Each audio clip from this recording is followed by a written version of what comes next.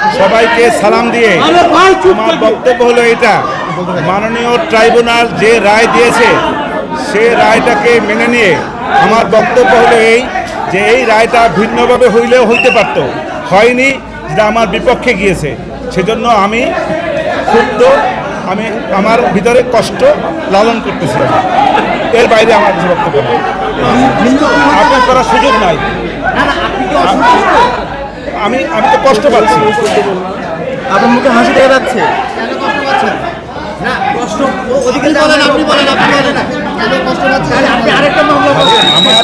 আমার এই জন্যই কষ্ট পাচ্ছি, আমার আসামির সাজা হয়েছে সর্বোচ্চ সাজা।